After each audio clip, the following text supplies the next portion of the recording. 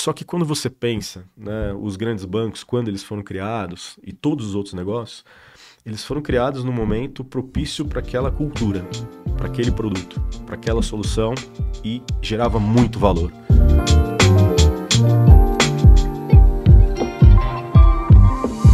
Estamos começando mais um Opencast, a sua resenha semanal, seu podcast de tecnologia. Eu sou o Cadu, estou com o Douglas aqui do meu lado. Isso. E hoje, convidado aí, Cássio Krupinski. É isso? Acertei, Cássio? É isso mesmo. Cássio, seja muito bem-vindo. Prazer falar desse tema aqui de tokenização, criptomoedas, blockchain. É um negócio bem bacana aí, eu tenho certeza que vai ser um bate-papo super legal. Queria primeiramente que você contasse um pouquinho de você aí, da sua jornada, falar um pouquinho de você, Cássio, fica à vontade. Legal, obrigado, gente, obrigado pelo convite, prazer aqui, prazer estar com vocês. E, bom, falar um pouquinho sobre mim, vou resumir de forma prática aqui. Bom, eu fiz processamento de dados lá atrás, né, hoje aos 44 anos, posso dizer 1996, né, faz tempo. E junto com isso, logo nessa entrada, eu entrei no Banco Safra para trabalhar no mercado financeiro. Trabalhava ali direto para a família, enfim. E o processamento de dados ali me trouxe uma visão bastante generalista, né, dessa pensamento de engrenagem, né, como você programar, para quê, qual resultado você chega. Só que era tão incipiente, se a gente for falar aqui em 1996, né, poxa. Essa visão sistêmica, né? Não, Visual Basic, né, então assim, uma coisa muito, muito lá para trás, né. Processamento de dados, a tecnologia, ela não havia me pegado ainda, no sentido de, para que eu estou fazendo isso? Eu não sabia para que eu estava fazendo, eu escolhi um colegial técnico, na época na FECAP, justamente para sair daquele modelo tradicional, né? E aí então, acabei dentro do banco ali, do próprio Safra, tive a oportunidade de escolher uma área que eu pudesse ir e tal, e acabei saindo e decidi empreender, né? Com mais ou menos 20 para 21 anos de idade. Eu sempre fui um praticante de esporte, né? E a minha paixão sempre foi o surf. E a minha família sempre me cobrou ali bastante, né? Sempre foi muito exigente ali no sentido profissional. Meu pai veio de banco, meu irmão veio de banco, enfim, e todos, né, com aquelas carreiras e tudo mais. Eu quis ser a ovelha negra da família não, eu vou empreender, né? Vou levantar a bandeirinha do empreendedorismo. E aí, estava cursando processamento de dados, entrei na universidade, da universidade eu precisava cumprir estágios, e aí dentro desses estágios eu comecei, o que eu vou fazer? Entrei na Microsoft, por ironia do destino. Puxa, achei um saco tá dentro da Microsoft, aquela coisa chata, aquelas pessoas parecendo pinguins, todo mundo fazendo a mesma coisa e tudo mais. E aí eu falei, poxa, quer saber? Eu vou mandar mensagem aqui para 2 revistas de surf, vou tentar entender aqui se eu tenho uma posição de estágio ali para mim, e mandei para 2 revistas da época, que era Hardcore e Fluir. Fluir nem me responderam, e a Hardcore falou, não, vem aqui. Fui pra lá e me colocaram como contato publicitário. Que legal. Eu vendi anúncio em revista, embora eu nunca tenha vendido nenhum. Em 6 meses que eu fiquei ali. Só que lá eu conheci um cara, um chinês, que tinha uma marca de óculos. Dentro dessa marca de óculos, ele virou pra mim e falou, pô, você não quer aprender a vender óculos? E assim, naquela altura, eu tava sendo um pouco mal olhado ali pelos meus pais, né? De tipo, pô, você saiu do banco pra ir pra uma revista de surf, né? Desculpa, mas que merda você fez. Exato, né? Exatamente. E aí o cara virou pra mim e falou, olha, eu vou te dar 2 malas de óculos na mão e você vai aprender a vender óculos, né? Porra, coloquei 2 malas de óculos no porta-mala do meu carro, saí da Hardcore lá, fiquei lá com um chinês durante 6 meses e comecei a passar ótica por ótica, tá, em uma avenida conhecida em São Paulo, e não vendi nada, mas fiz amizade com todos os donos de óticas e entendi as dores desses caras.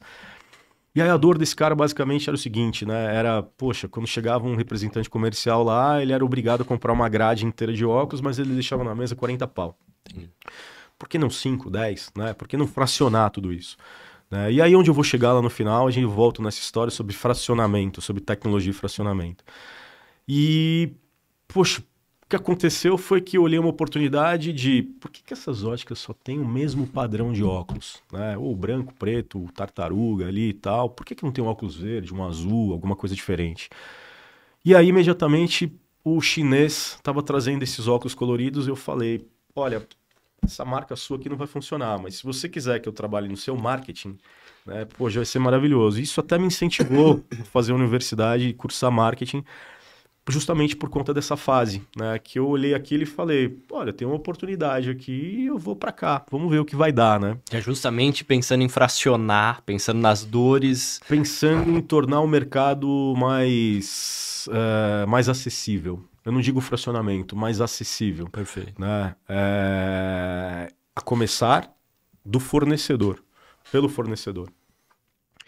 E aí, não democratizado, acessível, que é diferente. Tá?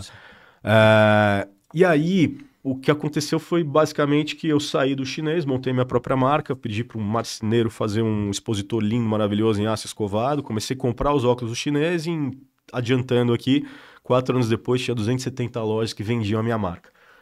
Vendi essa marca para os chineses, né, passei para eles e, enfim, e aí decidi entrar em tecnologia.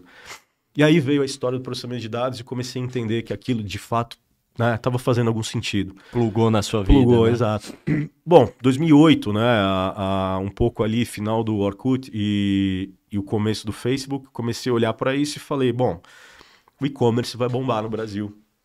E só tinha o Mercado Livre até então. Não existia o OLX, nada disso.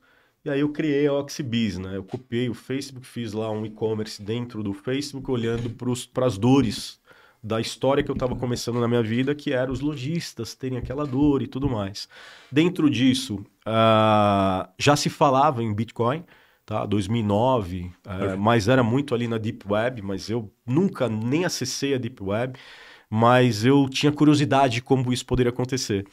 E aí dentro dessa rede social eu criei um gateway de pagamento que tinha uma moeda virtual chamada BIS. E esse BIS era justamente para quê? Para desburocratizar os processos entre lojistas. Basicamente o seguinte, nós três aqui, você tem uma agência de marketing, você tem uma agência de embalagens, eu tenho óculos. Né? Eu preciso da agência de marketing, eu preciso da empresa de óculos. Eu criei um sistema de permuta multilateral através de uma moeda virtual, né? Dentro dessa rede social de e-commerce. Criou um ecossistema ali. Criou um ecossistema. O nosso benchmarking era o Mercado Livre. Felizmente, eu sempre olhei... se você quer ser um bom nadador e competidor, você tem que olhar para o Michael Phelps. Você não vai olhar para alguns outros, né? Entendeu? Você vai olhar para quem realmente é o melhor, para você bater aquele melhor. Então, eu sempre tive benchmarks que eram realmente lá para cima, para que você pudesse fazer algo melhor, né? E, enfim... Oxibis tivemos aí durante 4 anos no mercado. Depois do Oxibis, foram 16 outras que eu não vou ficar entrando em detalhes aqui, mas sempre envolvido com tecnologia e sempre usando a tecnologia não como produto principal, mas como uma ponte. Ela amparava os seus negócios. A tecnologia ela jamais é o principal. A tecnologia ela tem o papel de coadjuvante, tá, dentro do empreendedorismo, como uma ponte que liga, né, a origem à oportunidade. Então é um habilitador, né? O problema à talvez oportunidade. Do potencializador da oportunidade do negócio. Né? Ela traça o caminho entre a dor e a oportunidade versus solução, né? / solução. Então, quando você olha isso, você vê lá, né, o mercado no Brasil de e-commerce, ele começou a ter uma virada de chave a partir de 2012. Né? E até então, eu cheguei a falar com os donos da Riachuelo sobre, olha, um app que nós tínhamos desenvolvido de realidade aumentada, né? O cara tirava uma foto da sua roupa e indicava uma foto similar, né, de uma empresa. Quando eu fui apresentar isso para a Riachuelo em 2012, nem e-commerce os caras tinham, né? Eles foram desenvolver o e-commerce em 2014. Né? Verdade. Então, faz 10 anos, olha que absurdo, no Brasil. Faz 10 anos que algumas varejistas começaram a desenvolver e-commerce e ter, de fato, venda online. Venda online. Verdade. Eu lembro da Casa Bahia, que demorou bastante a entrar no mercado. Exato, né? Exato. Então, quando você olha essa história, você tem um grande problema na tecnologia, que é a curva de aderência. Né? Que você resolve a dor do cara, mas esse cara ainda não enxerga essa dor. Né? Então, você tem alguns processos educacionais que, para você empreender no Brasil, eu digo que primeiro você precisa criar educação, né? Você tem que criar uma escolinha para você trazer o lead. Perfeito. Depois que você cria escolinha, você tem que testar produto, ou seja, você tem que colocar de graça nesse cara para realmente mostrar a entrega de valor. Para que depois você crie um ambiente próprio, um ecossistema, para que você possa testar mais e mais coisas para gerar receita. Então, assim, essa curva era de 3 anos e hoje é de 5 anos, mais ou menos. Né? É o esforço da adoção, né? Exato. Empreender não é fácil. Não é nem um pouco fácil, mas é cada vez mais apaixonante e mais desafiador, né? E você utilizar a tecnologia sabendo que ela é um commodity, né? Porque, na verdade, você tem 2 pontos aqui, né? Primeiro, usando a analogia, você tem que olhar para o Michael Phelps e entender como você vai ser um nadador melhor. E você tem que entender como que você vai cadenciar tudo isso e trazer uma solução para que todo mundo, todos os players aqui, também possam ser um Michael Phelps. Entende? Não somente você. Perfeito. Eu acho que o brasileiro, ele tende a ser muito ganancioso, a consumir sempre o que ele produz. Eu falo dessa competição, que é uma competição barganha, né? Onde um ganha, outro perde, quando na verdade a gente tem na mesa um modelo integrativo que é muito melhor, né? Exato, e todo mundo ganha. E todo mundo ganha. Exato, todo mundo ganha. Então eu acho que numa visão de ecossistema, você tem que pensar pelo ecossistema. Você não tem que pensar pelo monopólio da oportunidade. E esse é o mal do brasileiro, esse é o mal do empreendedorismo no Brasil, porque empreendedorismo no Brasil, se a gente for pensar, empreendedorismo em tecnologia, ele, na minha visão, assim, é um chute aqui, tá? Mas ele existe em 25%, 30%, porque a maioria é cópia. Entendi, concordo. E quando você copia um modelo existente lá fora, e essa é a beleza do que eu faço hoje, do que a gente faz hoje, né? Porque a gente está dentro de mercado regulado que é completamente diferente em cada país, né? Então ele traz uma visão de oportunidade com muita personalidade, única, e não tem cópia. Não adianta querer copiar algo que esteja fazendo em blockchain, enfim, algo lá fora para trazer para o Brasil, porque vai ser só um ovo vazio, um ovo oco. Perfeito, né? Não... E aí a gente vai entrar um pouquinho nesse mercado, até para entender um pouquinho quais são os desafios e por que é um desafio diferente, por que eu não consigo replicar um modelo dos Estados Unidos aqui no país, quais são as diferenças, o que impede da gente ter uma réplica de outro país? Quando a gente está falando... Trazendo mais para o universo atual? Trazendo mais para esse universo de hoje. Bom, aqui eu vou falar bastante sobre o mercado financeiro, né? Então, tecnologia no mercado financeiro, ela resolve alguns problemas básicos. Resolve o problema de gerenciamento e resolve um problema de... A tecnologia no mercado financeiro que é muito jurássica. Tá? E você tem um grande problema na migração desses dados e você tem um grande problema em esse player querer se mexer. Porque para ele o que tá bom... Tá cômodo. Tá cômodo, tá ok. Então você tem diversos problemas dentro de um único agente, né? E não é a tecnologia que resolve, é a cultura. Tá? Então, quando você traz uma nova cultura, não é você como empreendedor que vai implementar essa cultura, é o ambiente, é o mercado. E hoje, naturalmente, o mercado está impondo uma nova cultura de inovação. E aí eu diria assim, um resumo, né? Não adianta querer empreender quando está fazendo sol. Você tem que empreender quando tem a tempestade. Né? E é no momento mais difícil que você vai empreender, porque é quando um grupo, tá? O próprio ambiente vai colocar uma mentalidade de solução para que precisamos de um telhado, precisamos de um prédio mais parrudo, precisamos... E aí você começa a trazer soluções para todo mundo que está andando no mesmo sentido. Perfeito. Então, basicamente, você tem aqui, né, o uso de blockchain. Blockchain está comoditizada. Tá? Não adianta querer falar sobre o encantamento da tecnologia blockchain. Tá? aqui eu bato um pouco no seguinte sentido, né? Cada um vai defender o seu ponto, cada um vai defender o seu lado. Desenvolvedores, enfim, fazem um trabalho excelente e você tem empresas de tecnologia que vão defender a tecnologia como, nossa, isso aqui é maravilhoso. Mas não é. É maravilhoso se tiver duas pontas interagindo para agregar valor dentro dessa gerando tecnologia. Impacto positivo. E que tenha à frente alguém que crie uma solução e gere valor a quem realmente gera valor. Aí beleza. Se você não tem essa pessoa que gera valor, junto com essa ponta que tem uma dor que talvez ela nem saiba, não vai fazer sentido algum a tecnologia. E quando a gente começa a discutir aqui diferentes blockchains, exchange centralizada, descentralizada, wallets, Ethereum, Bitcoin, staking, aqui tem 60 termos que eu poderia dizer aqui, no mínimo. Você tem... Tudo isso é uma cópia do mercado tradicional, onde você utiliza um registro que ele é muito mais eficiente, trazendo aqui mais segurança, né, e tirando intermediários. Só que quando você analisa, não é só Brasil, mundo, será que os países querem essa desintermediação?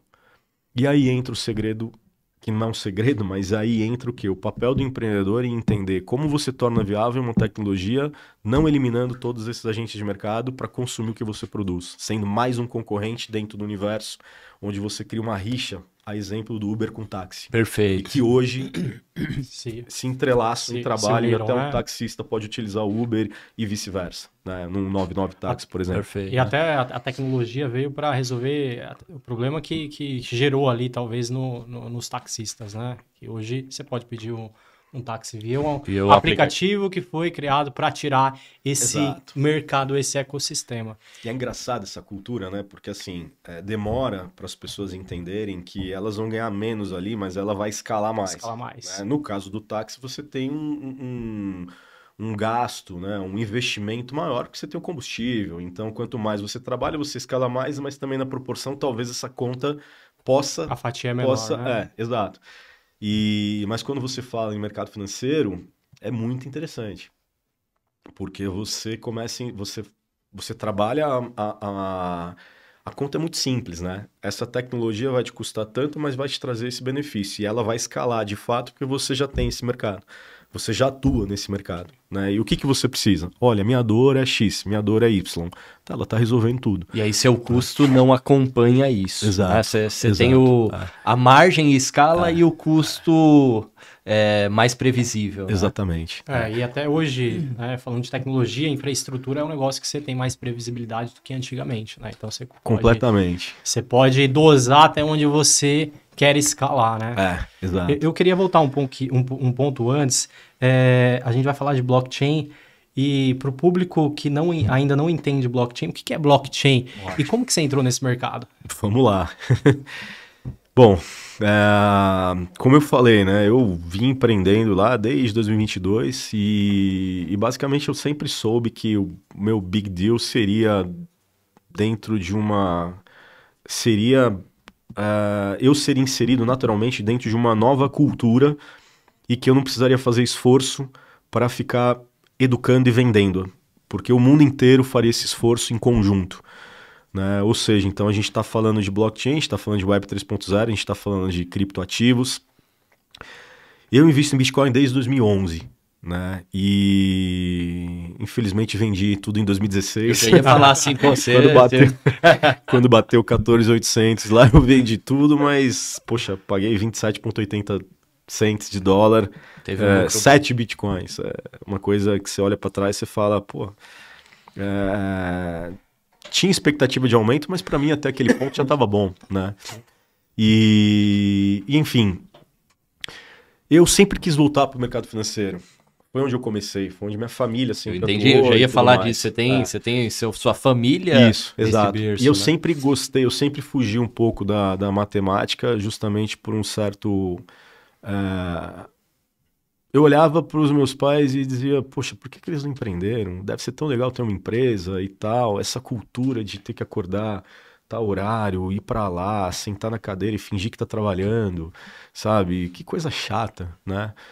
E quando eu entrei no Safra, a primeira coisa que eu fiz no primeiro dia, eu lembro até hoje, foi olhar para aquele prédio na esquina da Augusta com a Paulista e olhar como que o Jacob Safra fez esse negócio. E aí eu fui entender como que foi feito, como foi construído lá em 100 anos, né? 100 e poucos anos atrás. E aquilo me instigou, né? Só que quando você pensa, né, os grandes bancos, quando eles foram criados, e todos os outros negócios, eles foram criados no momento propício para aquela cultura, para aquele produto, para aquela solução, e gerava muito valor. Então, o grande erro do empreendedorismo é você querer fazer algo que não gera tanto valor. É um commodity, é algo que faz sentido. Quantas pessoas estão fazendo? Eu posso ser o Michael Phelps, entende? Do que eu estou fazendo. Talvez Ou esse quem caso, é hoje. Perfeito. Talvez nesse caso para satisfazer ego ou não? Tu acha? A maioria... Sempre tem um pouco de ego. Todo empreendedor tem um ego. Não é... Se eu disser aqui que não, mas isso você trabalha... Eu acho que o empreendedor que não tem o ego, não o ego exacerbado, mas o ego que você controla, ele não chega. Ele não chega lá na frente. Porque se você for muito humilde, você não mostra segurança. E se você tem muito ego, você não mostra humildade em querer aprender junto. Então você é obrigado, ao longo da carreira de um empreendedor, ele é obrigado a trabalhar tantos fatores psicológicos e emocionais de chegar ao ponto de ter que vender o almoço para pagar o jantar. E o empreendedor que não passa por isso dificilmente tem sucesso, porque ele não sabe a dor, de fato, e ele não encontra... Eu acho que o maior aprendizado do empreendedor é quando ele tem que se movimentar para aprender algo e nunca pensar por ele, mas pensar pelo time, pensar pelas pessoas que estão... Quem faz a empresa não é empreendedor, são os colaboradores. Perfeito. O empreendedor, ele simplesmente está à frente disso e ele tem que criar a confiança das pessoas que trabalham com ele, que olhem, te admirem e falem, eu confio no que esse cara está fazendo. São as pessoas que trabalham com você que fazem a empresa se movimentar e ir para frente. Nas suas ideias, na sua habilidade comercial, na sua habilidade de gestão, liderança e tudo mais. E quando você pensa assim, é porque você está preparado para fazer uma empresa de sucesso. Porque aí é onde você não trabalha o ego da forma incorreta. Perfeito. Você trabalha o seu ego, você aprende a trabalhar o seu ego na visão de produto. De você trazer segurança para o seu cliente que o seu produto é foda. E que ele gera valor e que ele vai criar valor. E o ego está em cima do que você faz, não está em cima da sua pessoa, onde você está ali à frente falando, eu sou empreendedor foda, eu vendi tantas startups, eu fiz isso. Quem precisa de muita mídia, eu tenho 10 pés atrás. Porque negócio bom se vende por si próprio, entende? E é muito bom ficar em silêncio, é muito bom você passar desapercebido. É inevitável você estar no stand de uma baita feira em algum momento, mas é muito bom estar nesse stand dessa baita feira depois de você ter construído o seu ecossistema. Perfeito. É um ego controlado Exato, pela autoconfiança. Porque você vai receber as pessoas lá dentro para tomar um chá, tomar um café, sorrindo. Não com aquela percepção, não com aquela gana de vender. Porque o seu produto vende por si só. A maquininha já é uma roda, linha né? já tênis que já vai rodando naturalmente. É uma engrenagem, entendeu? que já funciona. E é uma coisa mais maravilhosa de empreender é a possibilidade que você possa olhar daqui 30, 40 anos lá na frente e ver todas as pessoas que você conheceu ao longo do seu caminho, da sua jornada, e não ter cometido erro e falha com nenhuma delas. E você poder convidar para dentro da sua casa ou não, ou por algum evento, e você sorrir para todas elas e elas sorrirem para você falando, putz, que legal que você fez. Eu acho que esse é o big deal de um empreendedor, sabe? E o dinheiro é a consequência disso. Perfeito. Né? Então, quando eu olho o empreendedorismo em tecnologia, quando eu olho o empreendedorismo em blockchain, né, eu fujo um pouco da resposta, mas já volto lá. Pô, eu olho na descentralização, mas não da descentralização aquela coisa longe de mim, tá? Essa descentralização de tirar desse cara. Não quero tirar de ninguém, mas eu quero basicamente dar mais autonomia para que esse cara possa fazer um papel hoje no qual ontem ele achava que era impossível. Perfeito. Ou ele gostaria, mas hoje ele é dependente desse cara, que só esse cara faz esse papel, né? E todos eles vão continuar fazendo os mesmos papéis, mas destravar mercado, acho que é a coisa mais maravilhosa que a gente pode E a gente pensar podia dizer hoje. que destravar mercado é recriar ou rearranjar o ecossistema já existente para um outro fim. Eu acho que as pessoas elas estão muito viciadas, né? A gente estava até comentando ali, né? Existe uma coisa que eu venho praticando bastante. Há 3 anos que eu pratico algo que é muito sobre você conversar com todo mundo, aprender muito sobre o que você deseja para si próprio, quais são as suas metas, né?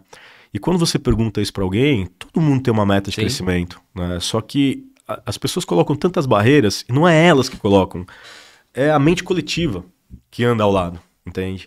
Então, poxa, eu citei ali, né? Vou citar novamente, mas é um cardume de 40 peixinhos, e quando um peixinho sai fora desse cardume, todo mundo critica, Sim. porque ele é diferente, né? E se as pessoas saíssem desse cardume, poxa, ia ter um destravamento geral no empreendedorismo, em tantas coisas, tantas possibilidades, né? Vou dar um exemplo aqui. Por que o escritório de agente autônomo depende de um cara, hoje, né, que ele pega o tomador de crédito, leva pela mão, para que esse cara ganhe muito mais do que ele, se ele mesmo pode fazer esse papel? Perfeito. Entende?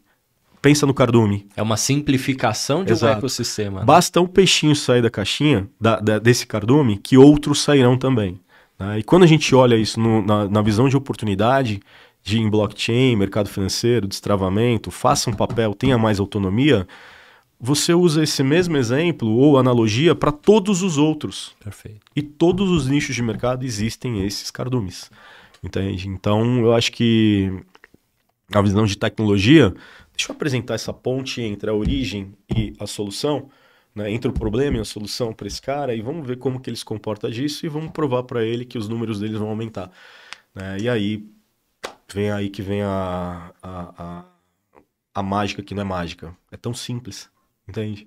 Então, acho que isso é o que mais motiva, e o uso da blockchain faz com que isso aconteça. Justamente agora respondendo, blockchain basicamente ele é como se fosse um livro-razão, onde ele registra, né, todas as informações de forma segura e imutável, né? Então, hoje quem faz isso? Um banco de dados, né, um instrumento que tem todos os registros ali com tantos e tantos intermediários. Né? Por que não utilizar o blockchain, onde o token, né, ele traz todas essas informações e ele está registrado nesse grande livro-razão, né, e que traz essa segurança para todos. Então, essa é a oportunidade, né? E aí, voltando a tudo que eu disse, olha o momento, olha o ambiente, olha a cultura e olha o mundo caminhando para o mesmo caminho. Perfeito. E aí empreender dentro desse ecossistema onde você está na direção certa, não existe contramão, entende? Perfeito. Se torna mais fácil. Mas você precisa estar preparado para isso. Desculpe, quem cria o blockchain? Quem cria esse livro-razão? Bom, vamos lá. O blockchain, basicamente, ele nasceu lá do Bitcoin, né? E aí, quem é o Satoshi, se existe o Satoshi, se não existe, enfim. Uma grande tudo mais, incógnita, essa grande né? incógnita, eu nem entro nisso. E nunca me interessei em saber quem era o Satoshi. Eu acho que cada um tem suas crenças e eu não aprofundo muito essa crença, porque Foge um pouco do não propósito tenho realmente tempo pra do que isso, foi desculpa, criado, eu né? não tenho tempo para ficar pensando quem é o Satoshi. Mas quando você... algo genial, né? É impressionante. Foi algo que, assim, não tem explicação. Eu acredito que, cara, veio alguém de outro planetinha aqui e falou, olha, faz isso aqui. Tá? Foi embora e plantou uma sementinha e falou, cara, agora ó, as coisas vão mudar de alguma forma, né? Isso acontece a cada 50 anos, talvez, Cíclico, 30, né? sei lá. E o blockchain, na verdade, a criptomoeda, de fato, ela nasceu dentro do blockchain, né? A criptomoeda, ela só é criptomoeda, né? E a gente está falando de Ethereum, Bitcoin e tudo mais, algumas outras, porque ela cria uma solução, né? Eu gosto muito de falar sobre Bitcoin e Ethereum, ponto. São as duas, para mim, que realmente têm valor. Uma, pela escassez, e para mim é uma reserva de valor, embora haja volatilidade. Poxa, a gente está falando aqui de mercado de ações, por exemplo, né? Sim. O mercado de ações é completamente Você acredita que o mercado de ações não é manipulável? 100% manipulável. Pois é. Então, quando você tem uma BlackRock, quando você tem big players de mercado, né, que colocam alguns bilhões em Bitcoin, conseguem fazer uma movimentação nas exchanges, poxa, você tem alguém meio que,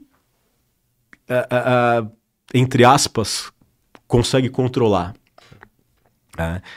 Esse controle começou a ser cada vez mais, não digo democratizado, mas ao momento que pessoas físicas, né, CPFs, enfim, no mundo inteiro, começaram a comprar, ter acesso a Bitcoin, começaram a ver oportunidade de volatilidade onde pode ganhar hoje e perder amanhã menos. Eu acho que a grande mágica do Bitcoin foi educar as pessoas para que elas pudessem aprender um pouco sobre trade. Entende? E isso foi muito legal, né? Eu acho que, não sei se vocês se arriscaram, né, a fazer isso, mas todo mundo que eu converso já entrou na Binance, já tentou comprar e vender, já colocou lá um stop order, já colocou um limit, já colocou alguma coisa, vendeu a mercado. Cara, olha que maravilhoso isso. Minimamente uma educação financeira, sobre uma educação financeira, de você entender como que eu vendo, como que eu compro, o que está por trás e tudo mais, né? Bitcoin tem muito esse papel e reserva de valor para mim, né? E quem vai deter a maioria dos Bitcoins, para mim, está muito claro, são os bancos, uma BlackRock, enfim, todos esses caras, né? E vai sobrar muito pouco para a pontinha lá que vai vender, fazer uma graninha, comprar, vender, fazer mais uma graninha e tudo mais. Vai chegar a 1 milhão? Putz, eu acredito que sim, tá? Mas para os nossos netos, eu acredito que, poxa, tá 60, tá 70, tá 80, compra. Não tem problema, pega lá R$1.000, R$500, o que seja, que você puder, compra e guarda, sabe? E larga lá. Já a Ethereum, ela se provou muito interessante dentro do nosso mercado de tokenização, né? Porque a grande discussão de Ethereum era se era Proof of Work ou Proof of Stake, né? Ou seja, se tem um dólar de lastro ou se não tem $1 de lastro. Se o Proof of Stake ali, o Proof of Work, ele vai se provar no valor de Ethereum a cada volume de operação que eu utilizo a rede Ethereum para fazer uma tokenização, por exemplo, né? E a partir do momento que ela foi provada como Proof of Stake, trouxe muito mais segurança, né, para empresas como a BlockBR para poder fazer tokenização. E aí, quando você fala no uso da blockchain, né, poxa, o uso da blockchain ela é o nosso livro-razão para justamente poder trazer a segurança das informações, mas quem tem os registros mesmo é o token, entende? E aí você tem no mercado um monte de token oco, né? E você tem o token que de fato empacota todas aquelas informações. E aí quando você traz criptomoeda, quando você traz blockchain, criptomoeda e tokenização e mercado regulado, vamos lá, pega os instrumentos do mercado tradicional.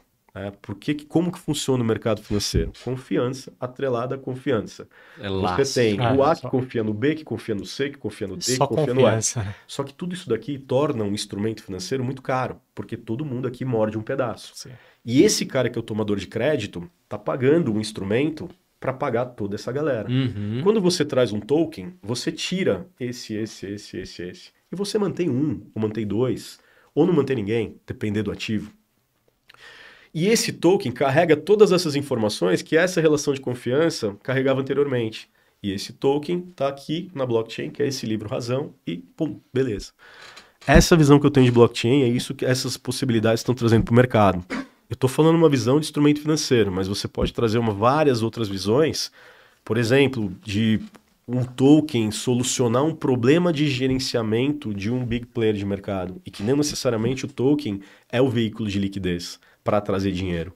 Então você tem várias soluções que podem ser criadas via tokenização e que nem sempre é originação de crédito e distribuição de dinheiro.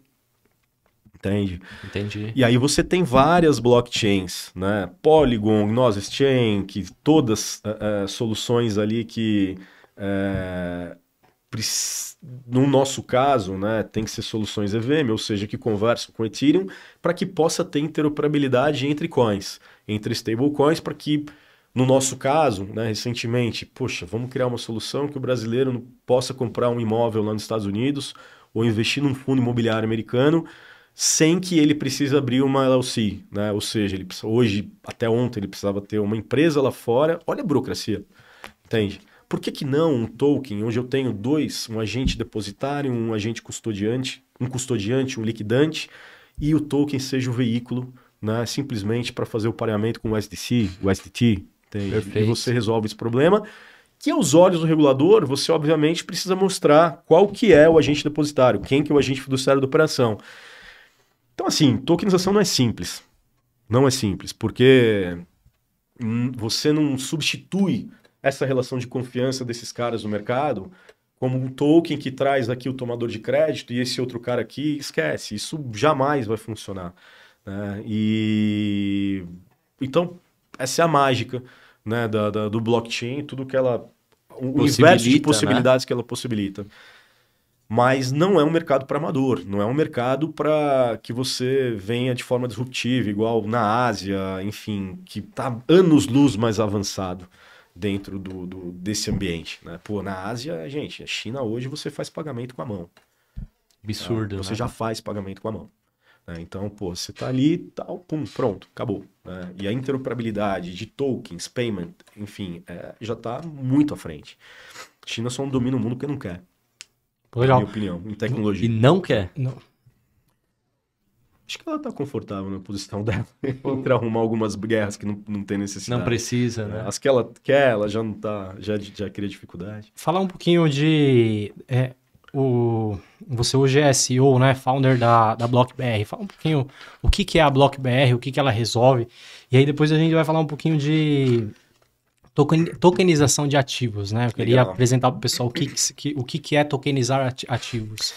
Legal. Bom, a BlockBR, ela nasceu na metade de 2021, agosto de 2021.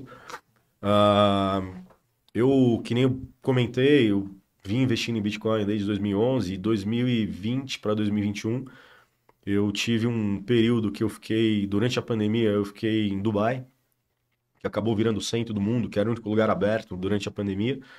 E lá eu tive bastante contato com o universo de criptoativos para entender justamente o que estava acontecendo, né?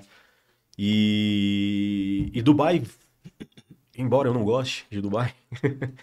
Alguma particularidade? Clima? Não sei. Cultura?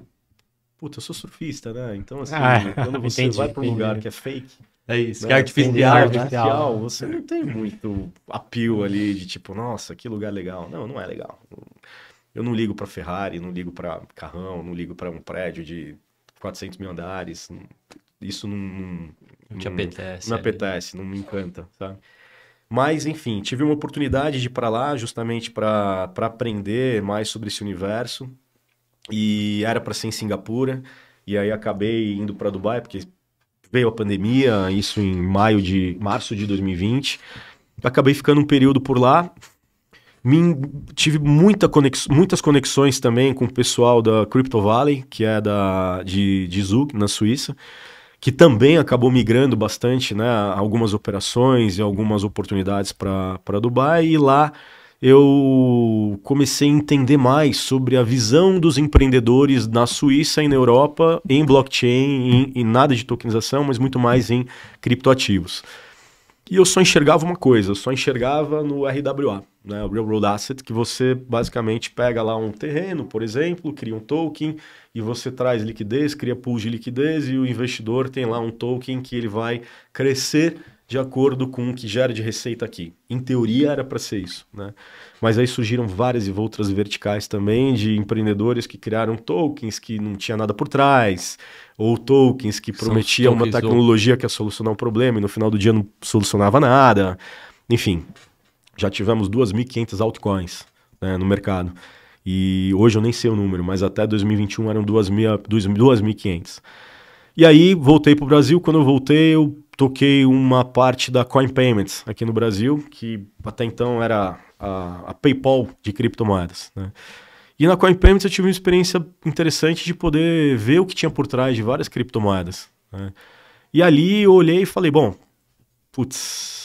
esse negócio se chama tokenização, né? E aí quando olhei para isso, eu falei, eu como empreendedor eu já tinha uns 70 domínios registrados e um deles era BlockBR, né, que eu tinha registrado lá nem lembro qual ano foi. E aí eu falei, bom, eu vou criar aqui uma operação, né? Eu vou pegar um conhecido, que é um empresário da indústria, vou fazer um token de recebível e vou tentar encontrar meia dúzia de investidores para ver se isso fecha e como que para em pé. Putz, e aí começou. Criei a BlockBR e quando eu criei a BlockBR nós fizemos o primeiro token de recebível que pagava ali 1,80 ao mês, né, por investidor. Tivemos lá 4 investidores, tudo certinho, na blockchain, bonitinho, tá ali listado. E aí eu olhei para aquilo e falei, nossa, quer dizer então que daqui a pouco eu posso até criar um mercado secundário desse cara que tem um recebível? Interessante isso, né? Porque eu tenho autonomia de poder dar crédito usando o dinheiro do investidor. E aquilo me encantou. Aí nós criamos um marketplace na BlockBR para poder fazer oferta desses ativos. Só que, putz, não sei porquê, mas eu sempre vou pro lado mais difícil das coisas, que é... Falei, pô, isso não me encanta. Eu não vou ficar vendendo token, porque senão se eu vender token, eu vou ser um cara que eu vou competir. Se você quer chegar rápido, você vai sozinho. Se você quer chegar mais longe, você vai acompanhado, né? E aí o que eu fiz foi trazer escritórios jurídicos para serem sócios da empresa e a gente começou a sentar com cada player de mercado para entender todas as dores. Então eu sentei com DTVM, CTVM, DVM, securitizadora, registrador, regulador, todo mundo ali do mercado regulado, onde esses escritórios, né, sócios ou outros parceiros nos colocaram à mesa com vários desses agentes de mercado e a gente começou a entender o seguinte, qual que é essa dor, o que você faz, onde está a oportunidade. E dentro disso a gente foi desencadeando uma série de coisas, que é o quê? Que instrumento ele usa, se é uma CPR, se é um CRI, o que é um CRI, o que é uma CCB, quem que registra a CCB, por quê, quem que é o cara que monopoliza isso, quem que não é, qual que é o custo disso. E a gente foi criando uma biblioteca de informações enorme. Você desmistificou esse ecossistema que já existe hoje. Exato. E aí eu nem estou falando em token ainda, estou falando de mercado tradicional. Perfeito. E aí nisso a gente começou a entender todas as dores de cada um e o que empacotava tudo isso. Daí, obviamente, como a gente já tinha feito aquele piloto da tokenização de uma CCB, a gente começou a entender para onde vai a regulação, né? E por isso os escritórios juntos. E aí veio o avanço da regulação ainda muito lenta e a gente não podendo desenvolver tecnologia, porque se eu desenvolvo uma tecnologia que ela está muito à frente, eu viro um chinesinho, que eu vou tentar vender algo que, cara, putz, é para ele, não é para os outros. E me encantou a infraestrutura, porque eu sentei com todos os players de mercado para entender as dores. E aí eu pensei o seguinte, eu falei, é muito melhor eu ajudar esse cara do que eu consumir para mim. E nisso a gente começou a fazer o desenvolvimento. E eu, obviamente, eu tive que escolher que Michael Phelps eu gostaria de ser. Em qual cenário, em qual cenário eu seria o Michael Phelps, né? Ou poderia ser, né? Aqui, poxa, eu brinco, mas falando humildemente aqui.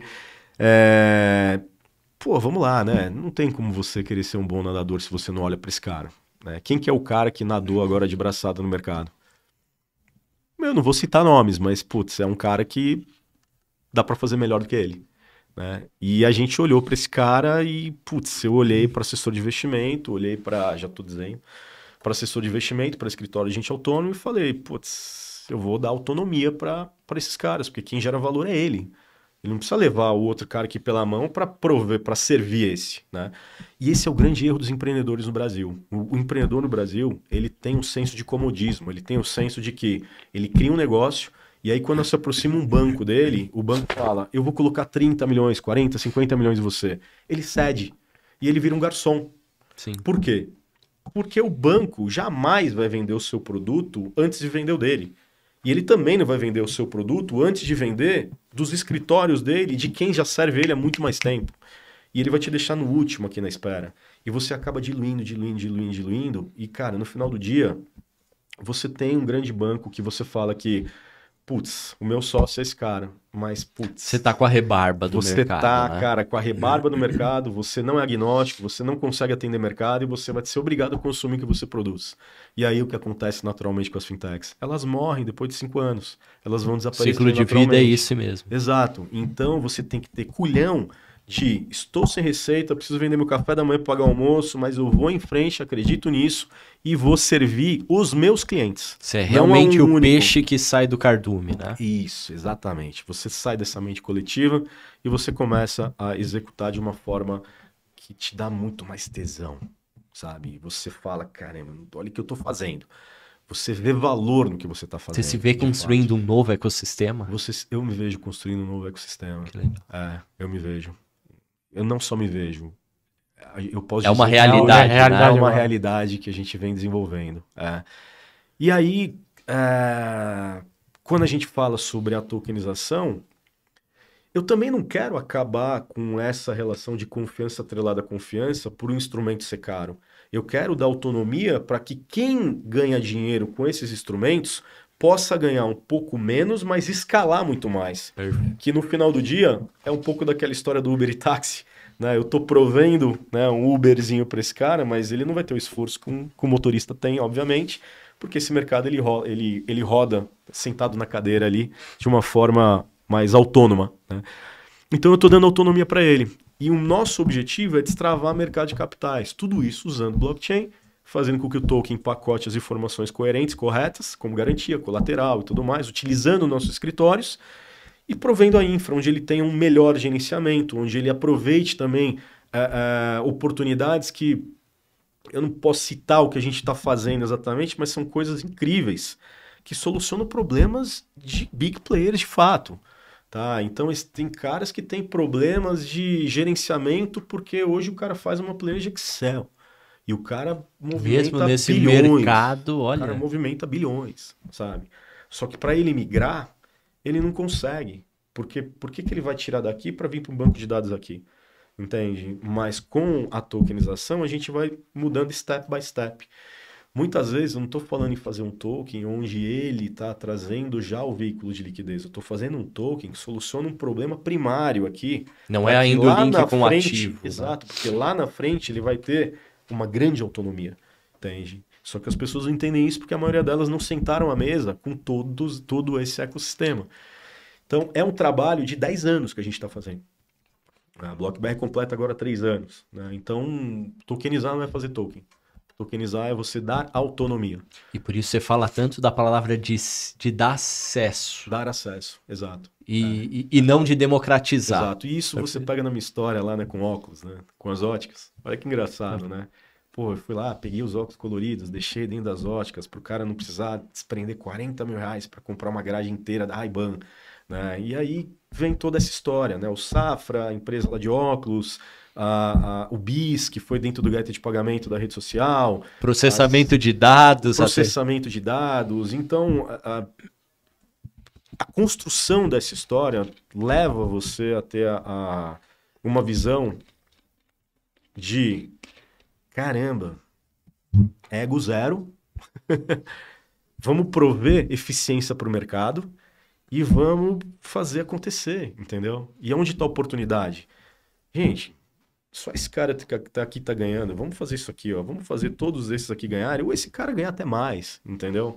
Mas vamos fazer da forma coerente. É super integrativo, continuam esses mesmos agentes tendo possibilidade de ganho, só que sobre um outro prisma, onde você está deixando menos dinheiro em coisas que dá para simplificar o ecossistema. Exatamente, exatamente. E a tokenização é isso, né? Teve um hype da tokenização, metaverso, NFT, blá blá blá, e que a gente, obviamente, com tanto esforço jurídico que a gente tem, a gente teve que colocar a bola no chão, né?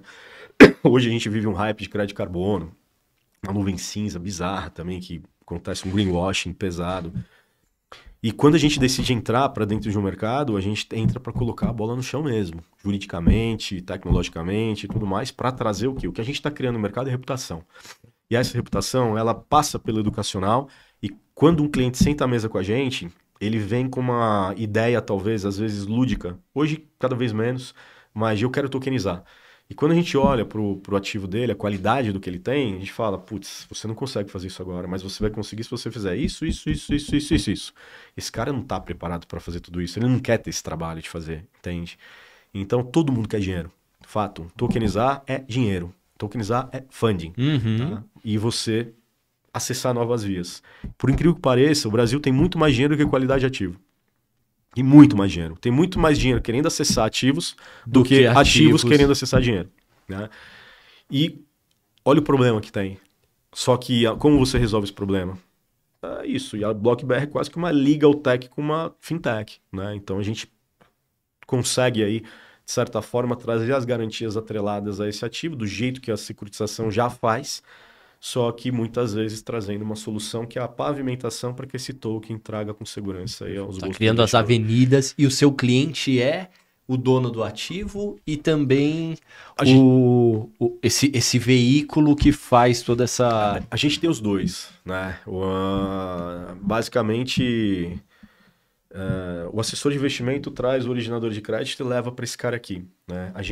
O originador de crédito ele bate na nossa porta muitas vezes, mas a gente coloca a infraestrutura para quem já tem esse originador, né? Para ele ter mais autonomia e fazer um papel que talvez hoje ele não faça, ou fazer melhor do que ele faz.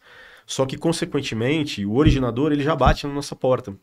Como ele bate na nossa porta, eu não quero ser o cara que eu faço o funding para ele ali diretamente. Então eu sirvo o meu cliente que já tem minha infra a depender do nicho dele. Então, poxa, eu tenho lá clientes que têm infraestrutura do mercado imobiliário. Esse cara bate em mim, eu faço o processo para ele, mas eu plugo aqui para o meu cliente escalar, né? Em contrapartida, a gente vem recebendo cada vez mais assessor de investimento, porque o assessor de investimento está ficando plugado a nós através de um painel que a gente chama de management, para que ele possa acessar ativos que pagam comissões maiores do que ele ganha hoje no mercado. Pô, que legal. Então a gente serve infraestrutura desse lado e a gente serve infraestrutura nessa ponta também, né? E aí, mais adiante, a gente pode até falar sobre AI. Que legal, e que também entra nesse jogo. Ela vai substituir dentro da BlockBR, ela vai substituir um papel bem importante que a gente está trabalhando e o futuro do assessor também é bastante dependente da AI. Entendi. O futuro dele, ele deve ter que se reinventar, se adaptar a essas novas realidades? Não, ele precisa ser educado. Na verdade, o assessor de investimento ele vai virar um planner. O assessor ele vai passar a ter uma comunicação mais transparente com o investidor. A tecnologia nunca vai substituir o fator humano quando você fala de dinheiro. Eu não acredito nisso. Eu acredito que a tecnologia ela vai trazer uma eficiência e uma revolvência para que você torne as coisas muito mais transparentes. Tá? No sentido de informação, no sentido do instrumento, quanto custa. A educação financeira, ela não está na rentabilidade. Quanto você mostra para o investidor o quanto ele vai ganhar e o que é um COI, o que é isso, o que é um FDIC e tal. A educação financeira, ela começa na estruturação de um ativo. Em você falar, o Zezinho precisa de 10 milhões. Ele precisa de 10 milhões porque a operação dele é assim, assim, assim e assado. A empresa dele está há 30 anos no mercado. Eu estou tokenizando um contrato de um recebível onde o pagador já tem um contrato com ele há 30 anos e nunca teve um default. Isso já traz mais segurança. Isso representa um recebível que vai pagar assim, assim e assim, e que hoje no mercado tradicional funciona assim. Só que custa isso. E aqui custa isso. Do seu dinheiro, investidor, você está ganhando isso, esse cara está ganhando isso e esse cara está ganhando isso. Transparência. Isso é transparência. E é isso que a gente faz. Então, quando eu falo em tecnologia, infraestrutura, tokenização, blockchain, eu estou usando esse ecossistema, todas essas pontes de tecnologia, todos esses núcleos de tecnologia, desculpa, para justamente poder executar isso de uma forma muito mais interessante, muito mais transparente. Isso é descentralizar. E a avaliação do risco fica muito mais fácil para o investidor, né? Teremos ainda agência de rating, teremos todos esses players de mercado, mas cada um vai poder exercer um papel diferente que hoje ele não exerce e ganhar muito mais com isso.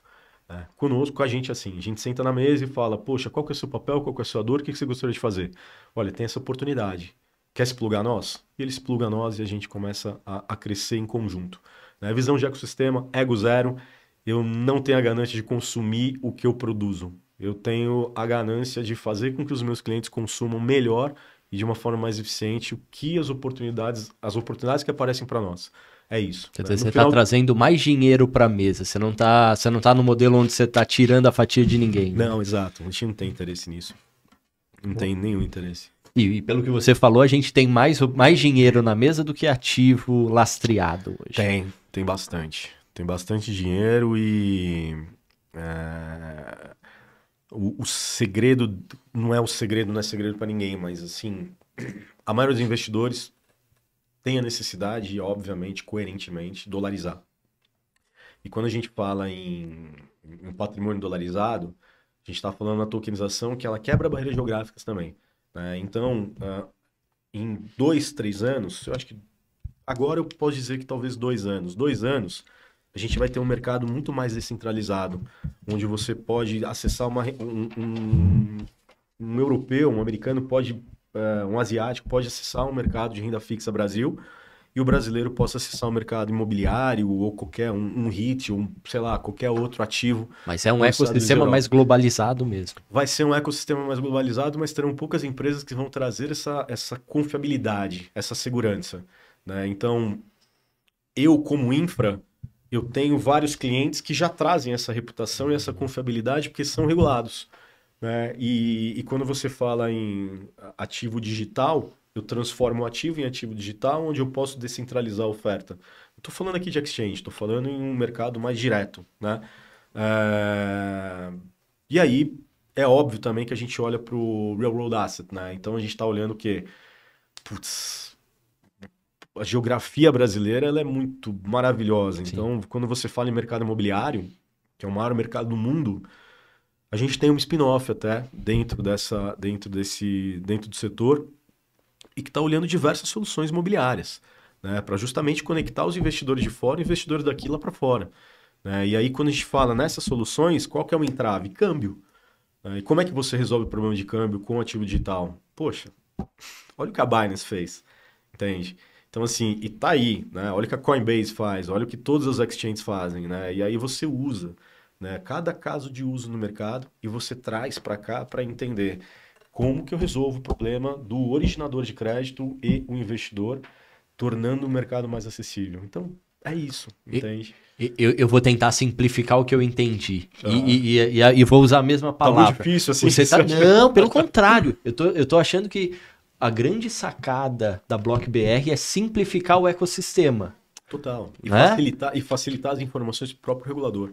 Perfeito. No gerenciamento delas, né? Eu acho que muito se discute sobre aplicabilidade, né? Não a solução em si, mas como que ela se aplica, né? E aí o que a gente vem trabalhando é justamente a aplicabilidade para o setor regulado, né? E como agnósticos, infraestrutura, muitos players de mercado vão falar, eu sou infraestrutura. Putz, blockchain é infraestrutura. Então é óbvio que todo mundo vai falar que é infraestrutura, mas infraestrutura na veia é você utilizar a blockchain, não consumir para si próprio e oferecer para quem realmente vai necessitar de infraestrutura, né? Então é isso. Você está colaborando, você não está competindo. Exato, ali. exatamente. Puxa, brilhante. E acho que a grande dificuldade é entender todo esse cenário. Não, parece simples, mas pô, por que ninguém pensou tão... Pô, é difícil pensar o simples, né? Acho que a beleza da sofisticação é a simplicidade, né? As pessoas são gananciosas. Elas tendem a consumir o que elas produzem. Por isso. E aí é muito difícil você pensar o básico. Porque quando você enxerga uma oportunidade, você não quer ser um Uber. Você quer ser o Uber. Entende? Entendo. E aí, quando você vive um momento, a realidade da inovação, você enxerga as oportunidades de uma forma. Mas eu posso ser isso. Por que eu vou ser aquilo? Aquilo demora mais. Deixei mais rápido aqui. Então, sim, é isso. E falando um pouquinho dessa tokenização de ativos, né? Quais são os principais benefícios que você vê aí para o mercado financeiro? Poxa, tem vários, né? E não é só para o mercado financeiro, né? Eu dei uma estudadinha, tokenização de... E aí eu queria entrar para o mercado financeiro, mas você pode fazer tokenização para coisas físicas, né? Obra de artes, enfim. Vamos lá. Eu sou um pouco reticente, assim, ao hype, né? Que veio existindo em torno da tokenização. A maior eficiência da tokenização é a desburocratização, né? Você está desburocratizando e tornando muito mais acessível um instrumento. Esse é o principal ponto para mim. Só que dentro da tokenização, dentro desse hype, você tem tokens ocos e tokens sólidos. Os tokens sólidos dão trabalho, porque ele tem um esforço jurídico muito grande. Compliance, diligência, análise de tudo que está por trás dentro desse tomador de crédito, por exemplo. E aí, com isso, você basicamente você tem lá a tokenização de um ativo financeiro, onde você traz todo o colateral, toda a segurança, e a grande eficiência disso é a desburocratização, ou seja, a estruturação desse ativo é muito mais eficiente e barata, e você consegue descentralizar a oferta. Então você consegue estar em vários bolsos onde realmente tem dinheiro. Né, para aproveitar o quê? Como você desburocratiza, você tem uma margem maior que sobra no tomador de crédito e no tomador de risco. Né? Então essa é a grande vantagem. E a segurança em blockchain que você pode acompanhar tudo aquilo. E fora isso, você ainda pode criar mercado secundário para tornar o mercado mais líquido. Então, por exemplo, eu tenho lá uma cota de um consórcio. Né? Entrei num consórcio de 200 meses. Pô, você sabe como funciona o consórcio? Gente, o Zezinho comprou uma cota de consórcio de 200 meses. Ele pagou 50 mil reais. Ele chegou até o mês 35. Pelo menos. 25. Para esse cara sair da operação, ele vai receber o dinheiro dele, os mesmos 50 mil reais, no mês 201, sem correção de juros. Ou seja, esse cara tá ferrado. Se você cria um mercado secundário disso, ele mesmo pode dar o deságio e fazer a oferta dele com 10, 20, 30% de desconto. E vai ter alguém que compra lá, porque se esse cara tem mais 200 mil no bolso, ele vai lá e contempla. Entende? É um exemplo. Isso é um baita big deal. E aí, quando você fala em mercado imobiliário, o cara que está fazendo financiamento imobiliário, ele no meio do caminho tropeçou, não tem grana para pagar, a maioria dos contratos, você tem o quê? Uma multa de 50% do financiamento. Ou seja, esse cara está perdendo. Se você cria um mercado secundário ali, ele dá um deságio, a mesma história. Então, quando você começa a entender que o mercado ele pode ser mais líquido na renda fixa ou vários tipos de produtos, você tem um baita de um ambiente muito interessante. É muito fértil ali, é verdade. E tudo começa por aqui, pelo originador de crédito. Agora vamos lá, obra de arte. Essa é uma história que, assim, muitos vão me odiar por eu estar falando isso, tá? Mas, assim, para mim só faz sentido você tokenizar obra de arte se você tiver a obra chancelada por uma Sotheby's, exemplo, e você tiver os pixels gravados em blockchain. Porque o próprio blockchain vai dizer que aquela arte é uma obra de arte original.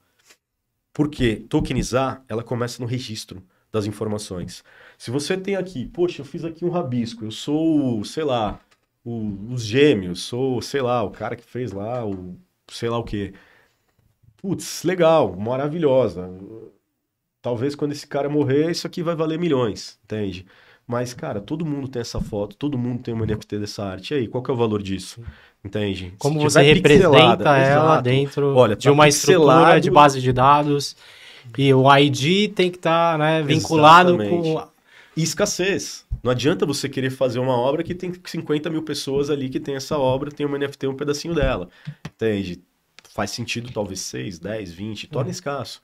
É igual multipropriedade de imóvel. Né? Nós fizemos uma operação numa área lá na Praia do Preá, no Ceará, com 26 frações de propriedade.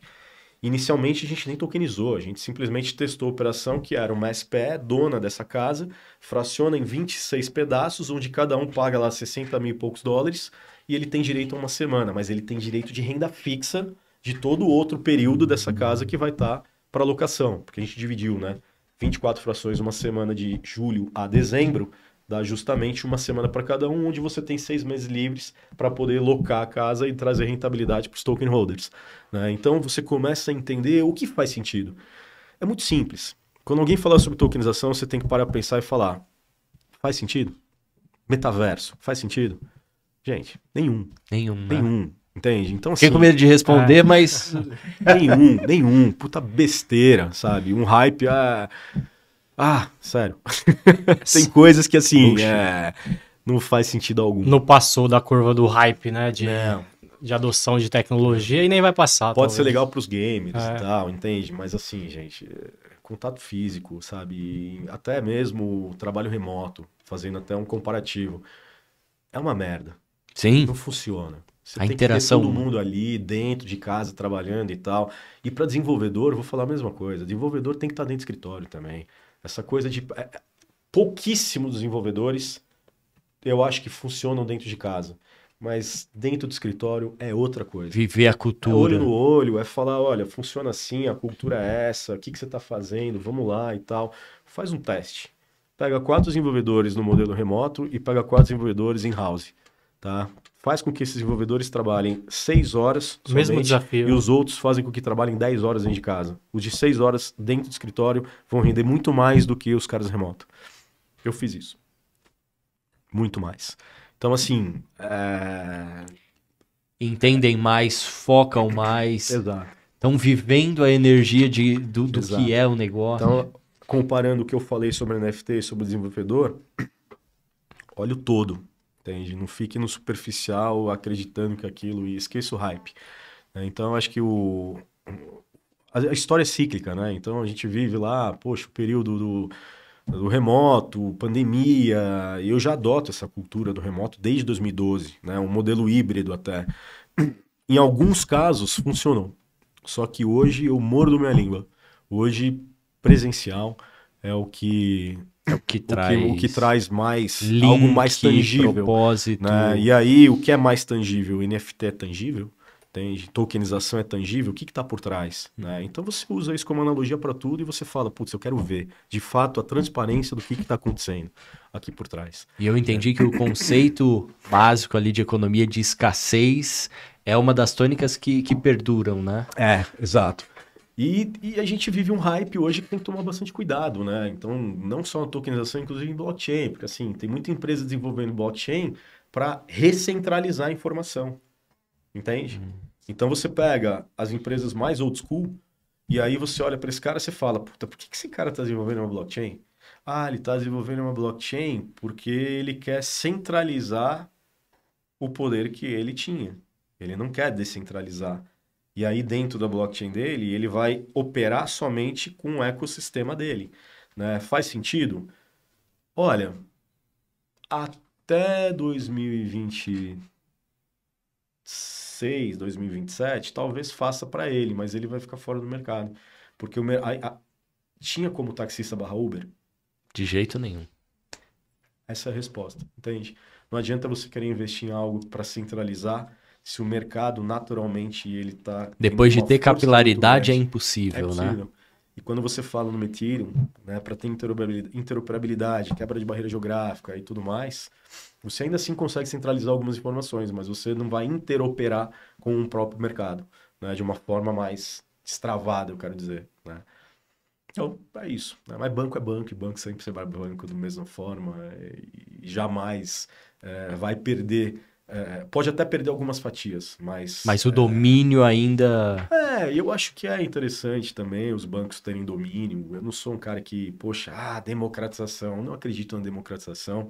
Eu acredito no B2B, acredito que o dinheiro está com os institucionais e devem permanecer com os institucionais mesmo, porque é quando você consegue regular e não torna o mercado um faroeste, né? Então, a instrumentação, a segurança jurídica, a segurança regulatória... Esse lastro jurídico é importante. Eu defendo muito o regulador, eu defendo muito o sistema regulatório, o sistema jurídico, porque, cara, o Brasil é um país que se dividiu ao meio, né? E assim, eu sou conservador nesse sentido, sabe? O conservadorismo me traz mais segurança diante do que a gente vem provendo no mercado, né? E a gente tenta ajudar, inclusive, com o que a gente vem desenvolvendo de tecnologia ou regulador, né? Nas informações, o gerenciamento e tudo mais.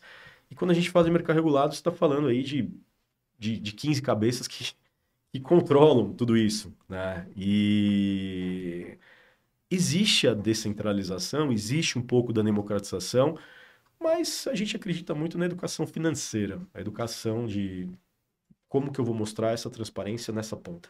A educação financeira, você acha que é o que mais dá acesso? A educação financeira na dor é o que mais dá acesso. Quando eu falo isso, eu estou querendo dizer o seguinte. Na dor, explica um pouquinho. Quando eu falo isso, eu estou querendo dizer o seguinte. Olha como te enganaram esse tempo todo. Entende? E enganar é uma palavra muito forte, talvez não seja essa palavra, mas olha o que não te mostraram de forma transparente, o que representa um instrumento financeiro, o que representa um ativo financeiro. Tá vendo o seu Zé? que trabalha 30 anos e ele é refém disso, e ele só não cresce porque ele paga tão caro o crédito. E ele paga caro o crédito por quê? Por isso. Tá vendo isso aqui? Além de você ajudar o Zé a poder crescer, você vai ter uma rentabilidade melhor com essa transparência, porque esse estão ganhando isso em cima de você. Falando exatamente o que é, simplificou o ecossistema Isso ali. é educação financeira. Educação financeira não começa nessa ponta, ela começa nessa. E cada país tem a sua forma de educar financeiramente. Só que, de novo, vamos lá, aquele cardume. A educação financeira do cardume, até hoje, ela sempre foi ali, nessa ponta de cá, copiando os modelos americanos. Copiando, tipo, olha, esse produto ele traz isso de rentabilidade. Isso não é educar. Entende? Falar de rentabilidade não é educar. De forma alguma. Rentabilidade é uma consequência. Uma consequência de um bom produto. E que a previsibilidade também é muito aquém do que você tem do ativo e de todo esse ecossistema, né? Se esse peixinho sair do cardume, o cardume vai falar que não vai dar certo porque tem risco. E ele vai começar a falar que o risco é alto, para o investidor ficar com medo. Só que dentro da tokenização, os riscos eles são muito mais mensuráveis, eles são muito mais... eles podem ser travados muito mais na raiz, sem ter a necessidade de um banco, ter a necessidade de alguém que chancela essa segurança. E ainda assim tendo regulação. Totalmente dentro da regulação. Totalmente dentro. O que a gente vive hoje na regulação é um momento bem, bem interessante. O regulador, basicamente, ele disse em 2022, tudo é valor imobiliário, tokenização, acabou, agora não. E aí o que aconteceu foi que ele voltou atrás, 2 meses depois, e falou, não, vamos utilizar as regras do crowdfunding, porque as regras do crowdfunding vão possibilitar, que é a CVM 88, e aí eu vou utilizar as regras do crowdfunding para não travar mercado, mas eu vou limitar os tranches, os volumes de captações, até 15 milhões. E aí é engraçado, porque o próprio regulador, o Banco Central, montaram um sandbox, só que quem entrou nesse sandbox meio que virou refém de um contrato de 2 anos, onde você não pode comercializar a sua solução e você fica travado ali testando. Desculpa, 2 anos você tem que estar operando e trazendo as primeiras receitas para dentro do seu negócio. Não dá para você ficar... 2 anos num sandbox. Ficar dentro de um sandbox. A gente criou um sandbox próprio. Né? A gente montou um ecossistema e criamos um sandbox próprio para ficar testando piloto e mais piloto. E em silêncio. Né? E aí isso trouxe uma visão muito interessante, né? De que, dentro do sandbox do próprio regulador, o que ele está olhando? Ele está olhando principalmente, na visão da tokenização, o Zezinho que tem uma empresa vender equity token. Isso foi o que nós enxergamos como exemplo. O regulador não pode permitir isso, porque senão daqui a pouco vão ter várias empresas na bolsa fazendo aqui um mercado secundário, né, de tokens, ações, né, por tokens. E aí, beleza. Então, a própria CVM vem e fala, poxa, vamos utilizar o 88, vocês podem vender tokens de valores imobiliários, mas não equity.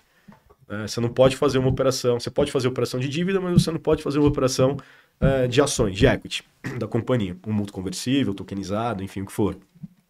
A não ser que seja numa oferta privada.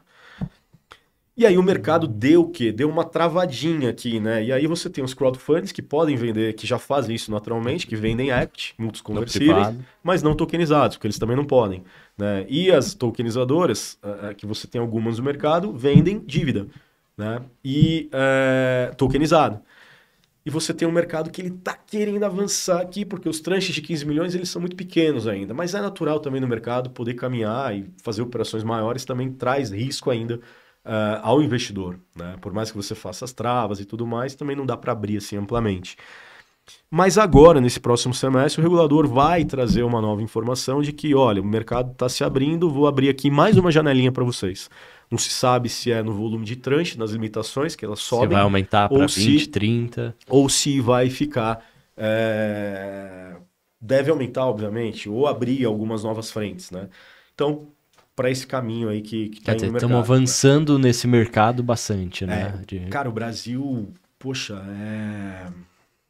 eu fico bastante feliz assim com a movimentação do Brasil, né? A gente tem tanto o João na CVM quanto o Campos Neto no Banco Central são muito pró-blockchain, são muito pró-mercado, né?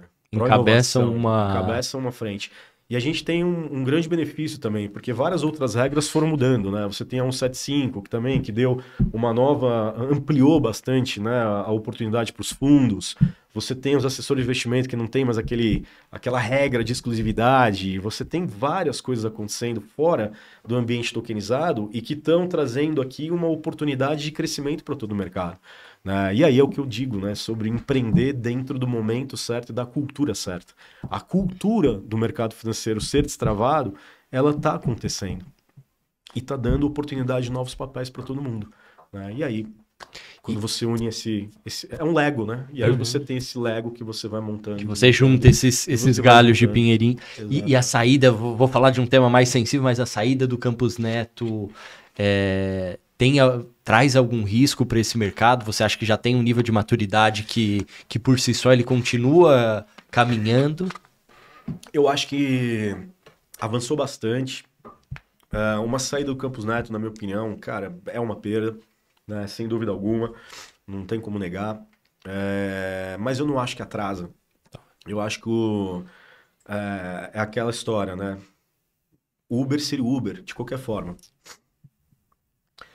A briga já foi comprada, a briga já foi aceita. Na verdade, não foi nenhuma briga. Foi justamente, olha a inovação, olha o que está acontecendo e olha isso. Então, você tem todos os big players de mercado... olhando para aquilo. Indo para o mesmo lado. Então, agora, a única coisa que pode atrasar um pouco é talvez o Drex, que já atrasou, né? E atrasou justamente por conta de alguns fatores de LGPD, enfim, de você... as informações, né? A transparência das informações, se é sua, com quem que é e tudo mais, enfim. E esse é um dos pontos. Então, não acho que atrasa, não. Eu acho que o Drex atrasa um pouco, mas o mercado em si, ele não atrasa. Porque a gente tem dois players aqui, Banco Central e CVM. CVM está simplesmente regulando o quê? O risco ao investidor. E aí você tem Banco Central regulando o quê? As empresas que serão as emissoras, né? As empresas que vão poder ter um título, como por exemplo uma IP, o que esse cara aqui que é um emissor de token, uma tokenizadora, que tipo de registro ela precisa ter via Banco Central para que ela tenha mais e mais e mais autonomia. A gente já se fala sobre VASP, né? Que é Virtual Asset Service Provider.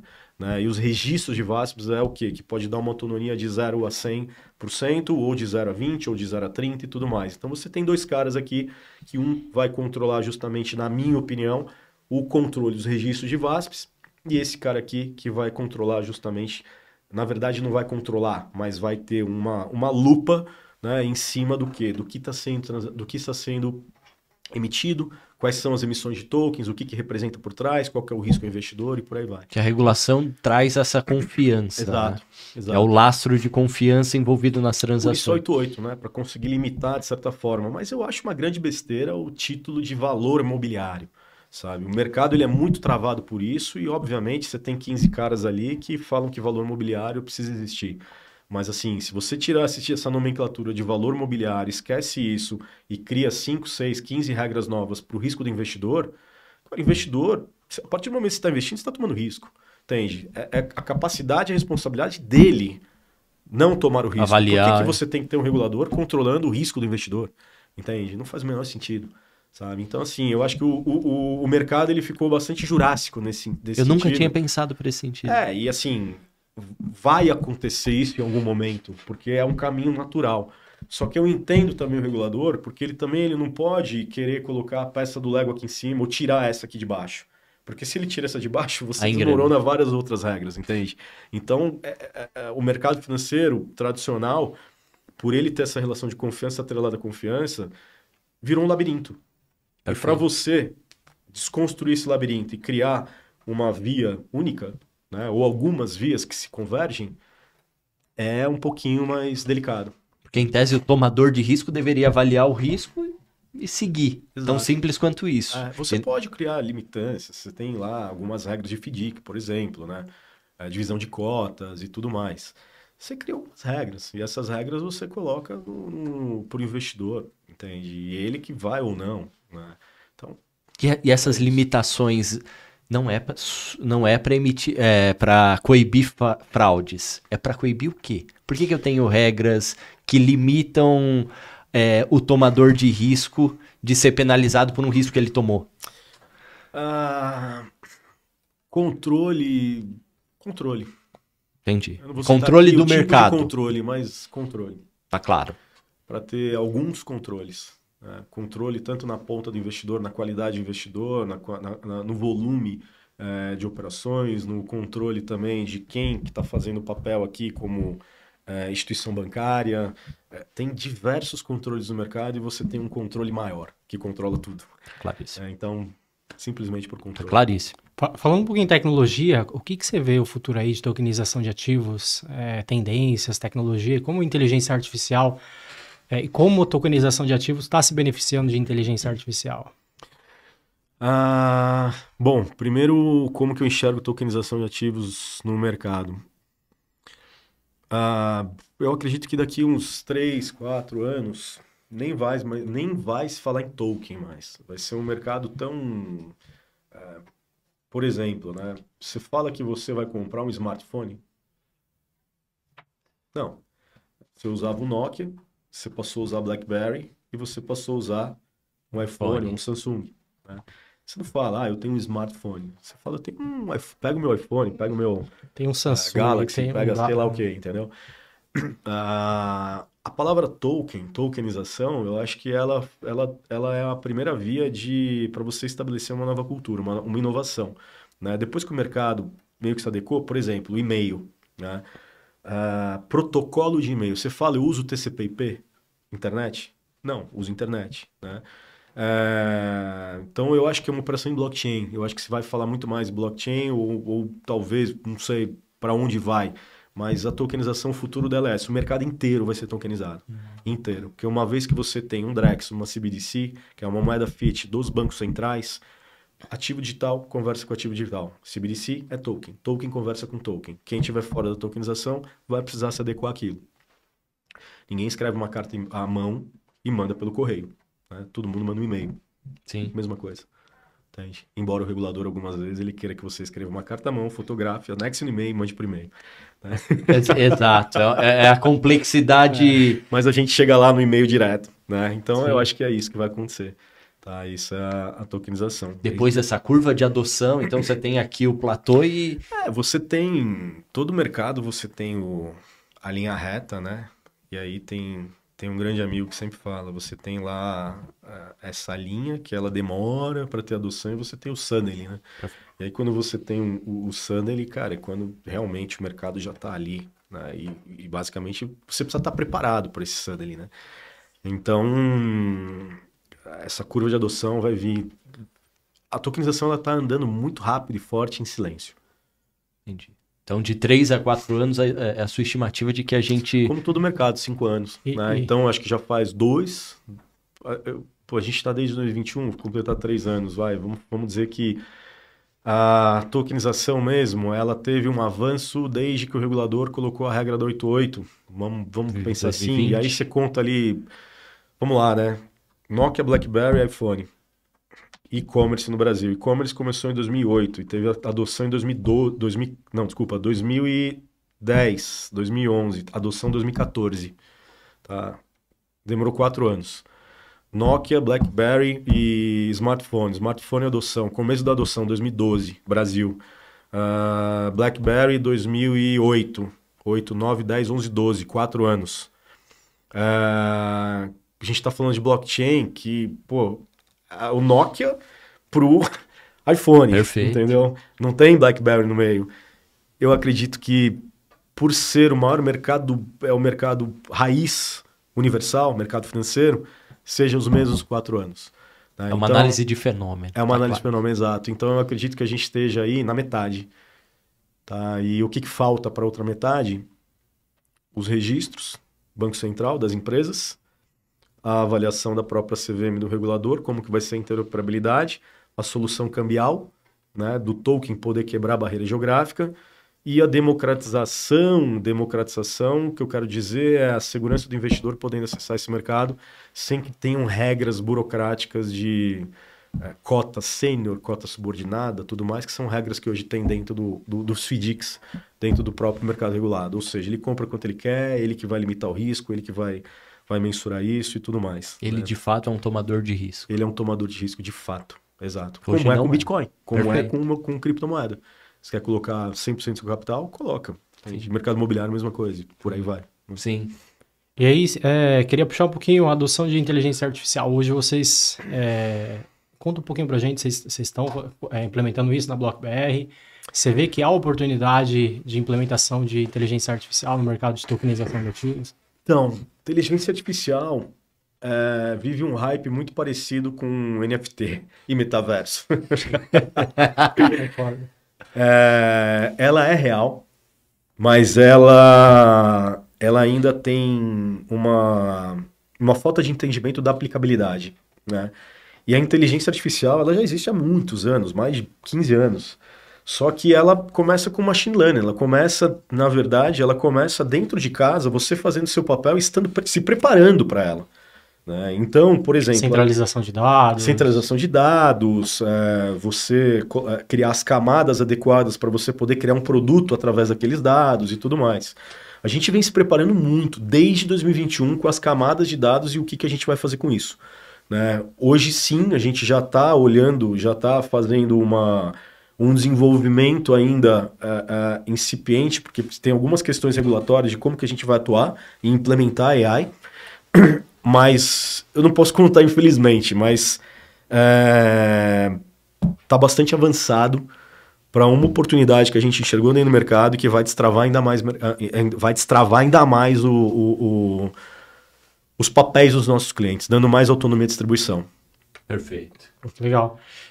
E aí você vê também algumas outras oportunidades em outros mercados para esse tipo de tecnologia, né, de Muito. tokenização de ativo? O que você vê quente aí que dá para aproveitar?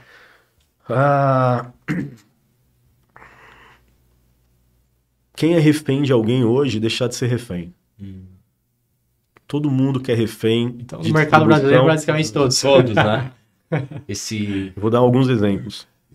Hoje, quem trabalha com consignado pode ter uma infraestrutura onde ela mesma tem autonomia de descentralizar e não ter a dependência ali de tesourarias, tá? E ganhar uma fatia maior. Todo mercado que tem margem na originação tem uma grande oportunidade para poder se conectar a diferentes vias de distribuições. Isso dá o quê? Você deixa de ser refém e você tem autonomia. Vou dar um exemplo aqui.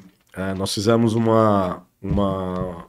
nós provemos uma infraestrutura para 9 administradores de consórcios. Tá? Dessas administradoras de consórcios, na verdade, através de uma que atende várias outras, ela basicamente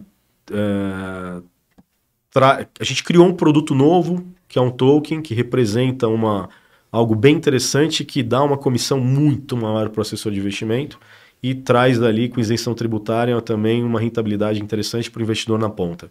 E é algo muito transparente, muito interessante, que sem token não era possível fazer, só é possível com token. O que acontece? Dentro de todo o setor, dentro de cada player do mercado regulado, a tokenização traz um novo produto. Não só oportunidade de mais eficiência e tudo mais, porque o mercado regulado ele é tão engessado que muitas vezes você não pode criar um produto novo porque ele esbarra em fatores regulatórios e você não consegue distribuir. E o token, eu consigo ter essa mobilidade de criar produtos novos. Né? Então, essa garrafa aqui, a tampinha dela é redonda. Eu já faço isso há anos. Mas, nossa, de repente dá para eu fazer aqui uma tampinha que ela nem gire, entende? Ela só encaixa, por exemplo, né? Mas não dava para eu fazer isso antes porque o meu molde, ele já está 400 anos ali comigo e, cara, custa muito caro. Mas se eu trago uma empresa que já faz isso pronto, utilizando o mesmo molde, puxa, que legal. Né? Então, eu uso algumas analogias para simplificar, porque eu não posso contar exatamente o quê, né? Mas, em resumo, é isso. É autonomia e criar novos produtos dentro do seu ecossistema. Eu fiquei bastante pensativo com o mercado de fomento, factory, que trabalha com dívida, você vê oportunidade nesse mercado também, um mercado bastante burocrático, que tem um lastro pesado ali de regulamentação. Você vê que esse mercado, você já conhece alguma coisa que está evoluindo nesse mercado com tokenização? Então, é engraçado você falar isso, né? Porque daí eu vou falar de inovação. A Factory virou fintech. E a fintech criou o FDIC. E tem uma crise muito grande, teve uma crise muito grande nos últimos meses de FDICs. Por quê? O que explodiu o fintech dando crédito, só que eles não fizeram a conta. Que assim, você trabalhar com a pessoa física e tomar risco é um absurdo. É um risco muito alto. Então, a grande deficiência, a grande falta de previsibilidade dos empreendedores de fintechs foi justamente, eu vou transformar essa factory em uma fintech, eu vou criar um mínimo de tecnologia para trazer mais tomadores de crédito e vou montar FDIC para trazer os investidores para dentro do FDIC para suprirem o crédito para essa demanda. Só o que aconteceu? Default de 30%, default de 20% mais. Entende? Às vezes, você passar de um default de mais de 6% já é um risco absurdo. Tudo é muito grande. E quando você está, mesmo que você fale numa linha de crédito de ganhar 4% ao mês, entende? O risco é bizarro.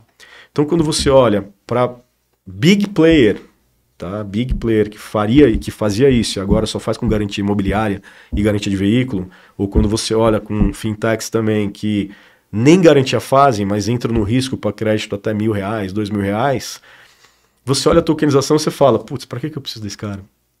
Entende? Porque eu vou dar crédito no varejo, né? A oportunidade que ele tem na tokenização é desaparecer. Porque não faz sentido, entende? Você dá crédito pro varejo, deixa isso com o banco, que já faz isso há muito tempo, entendeu? Que já tem as linhas ali dentro de uma conta corrente, já sabe fazer isso e tudo mais. Então, eu não me arrisco a dizer que a tokenização vai funcionar para factories.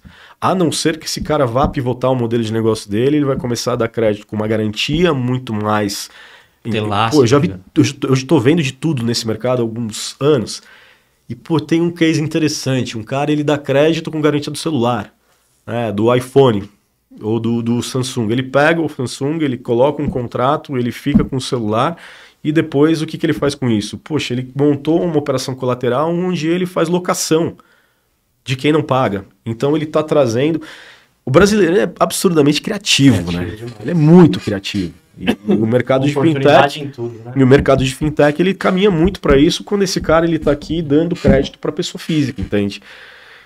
Beleza, funciona. Pode ser que funcione, porque eu tenho um colateral de garantia, entende? Mas você tem que ter uma operação aqui. Entendi. Você tem que ter... Exato. Não dá para ficar só com laço. Mesma coisa alguns players de consórcio. Tem gente que compra cota de consórcio de moto. E aí o que sai de moto, ele pega a moto para fazer locação. E ele aluga para motoboy. Ele tem uma operação que rentabiliza... Ele está empreendendo desse lado e ele monta uma fintech desse, entende? Então, ou ele nem monta fintech, ele toma crédito aqui para montar uma operação. E quando você olha a tokenização, você precisa de mais dinheiro, não precisa? Então tá, porra, você tem a garantia aqui do veículo, né? Da moto, imobiliária e tudo mais, legal. Esse cara faz sentido, entende? Então eu olho dessa forma. Para a gente entrar com infraestrutura em algo, a gente entra com muita segurança e tem que ter a garantia real, de fato. Né? Exemplo da Acreditas, por exemplo, né? Que tomou um ferro aí no mercado durante algum tempo. Tentando aprender nesse... Esse mercado pulverizado é difícil previsibilidade de risco, né? Você não pode pulverizar tanto.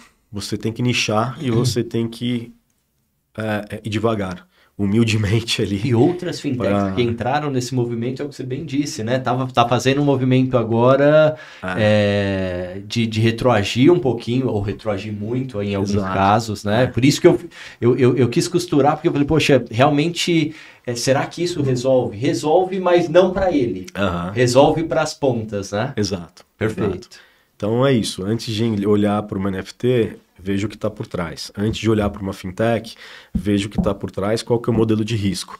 Antes de olhar para o mercado regulado, onde o que você destrava para ele, olhe quem está por trás e como que esse cara pode atuar tendo um novo papel.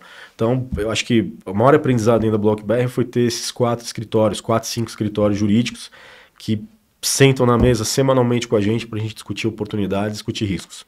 Eu acho que foi isso. As sabe? resistências que você tinha, você trouxe, você ressignificou elas em outro nó.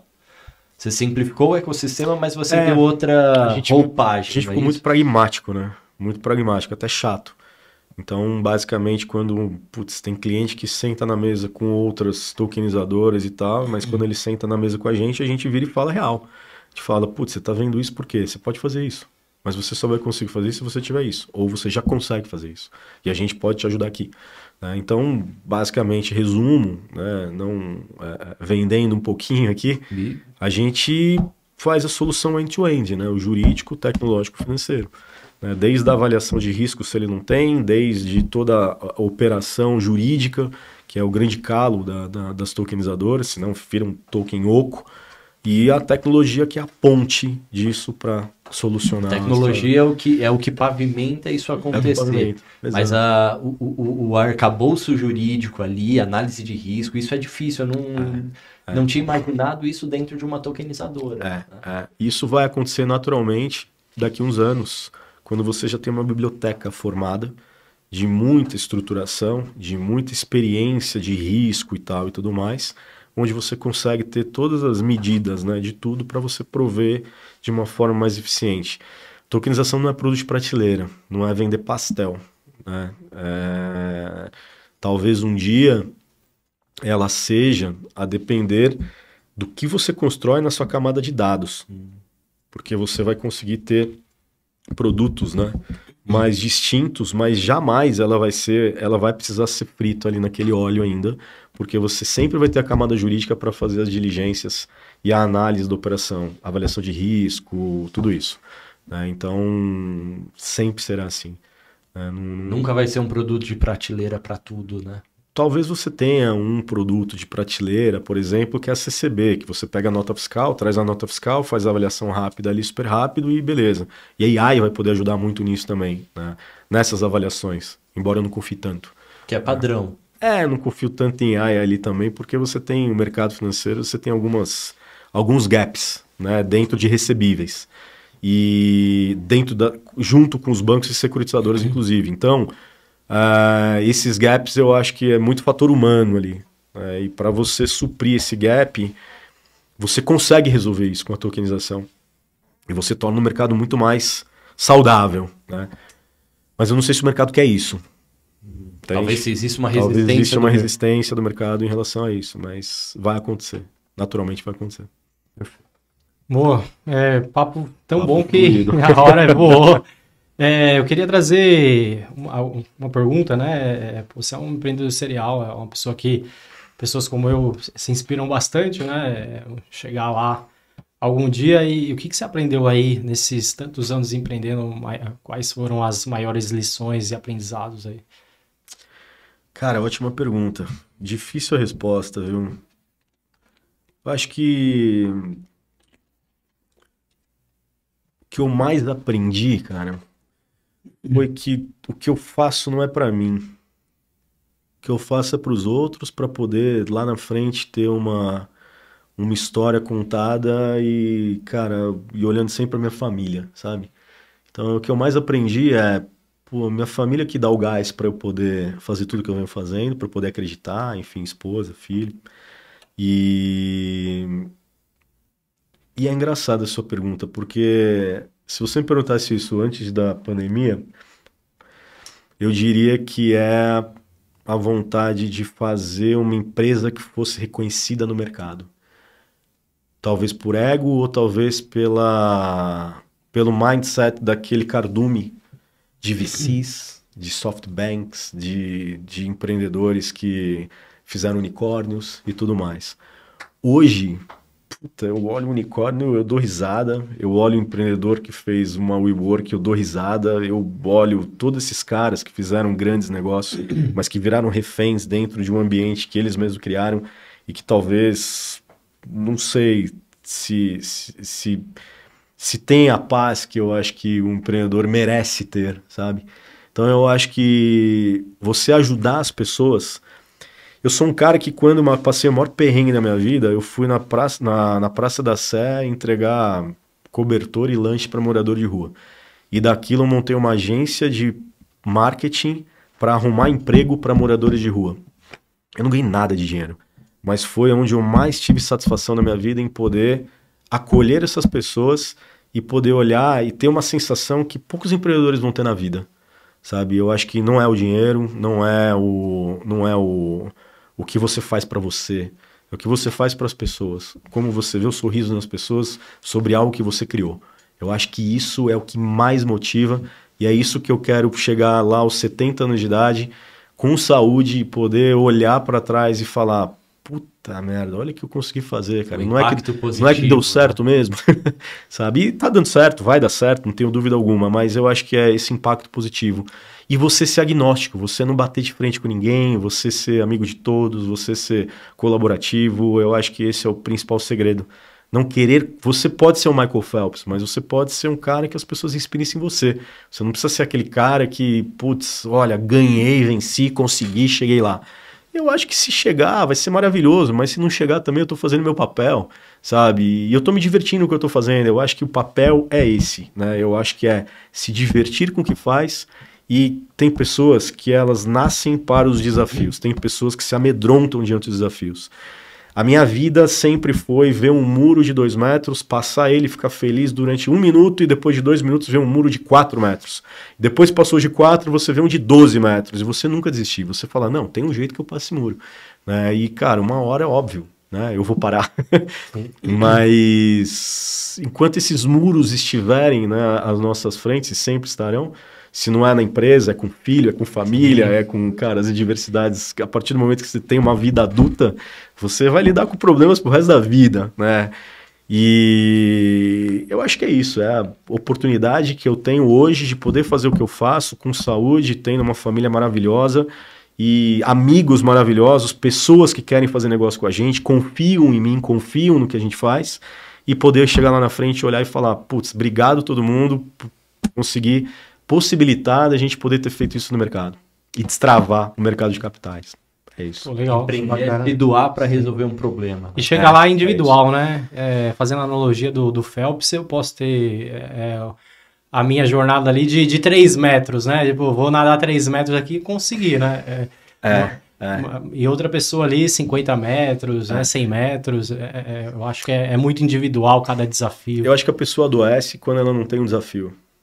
Sabe? Eu acho que você ter uma vida corporativa, se aposentar, putz, sua vida vai fazer isso. Top down.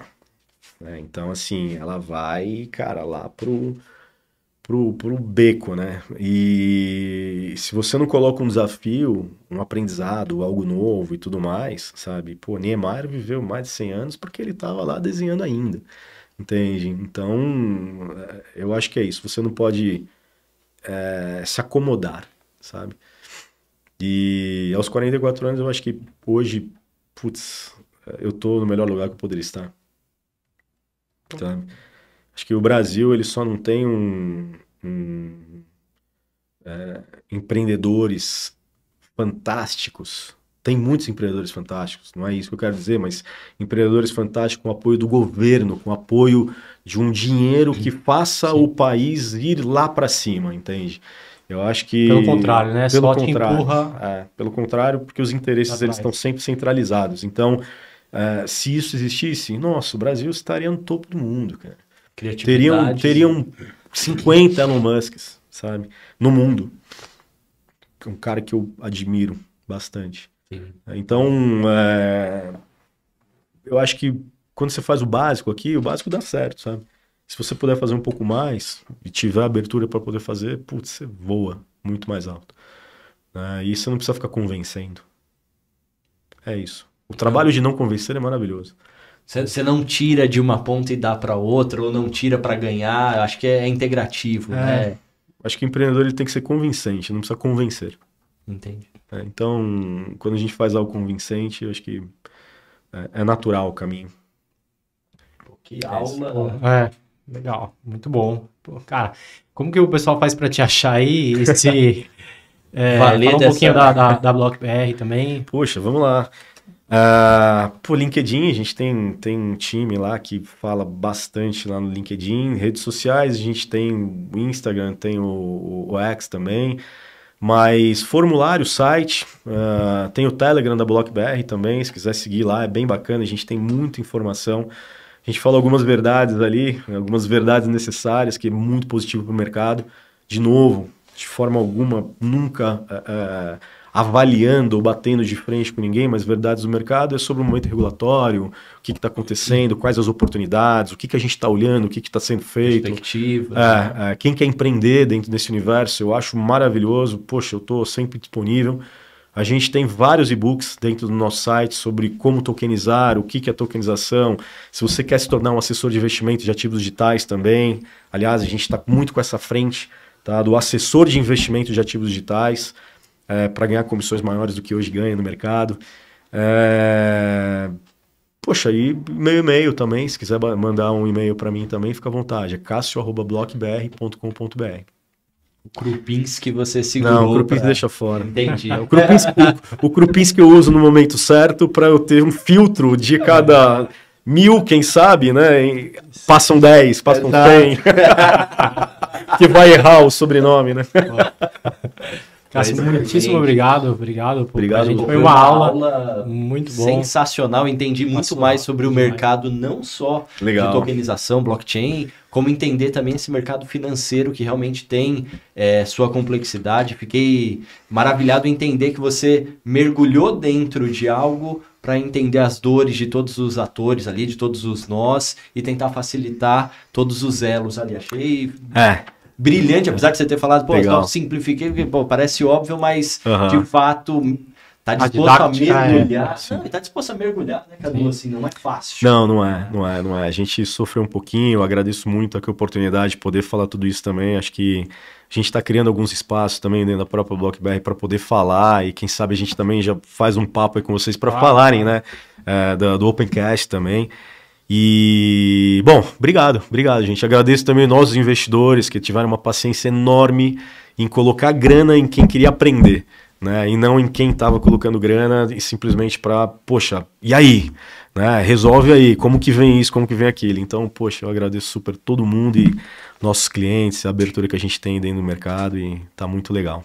Legal. Muito sucesso, não tenho dúvida de que o sucesso vai ser só uma consequência disso, mas vou ficar na torcida e acompanhando os impactos aí positivos para o mercado e para todo mundo que faz uso dele. Né? E o Cássio tinha comentado que gosta bastante de desafio, agora tá com um desafio grande aí, né, de ser pai, né? Pois é. Pai de primeira viagem, com sucesso também, né, esse desafio aí que Obrigado.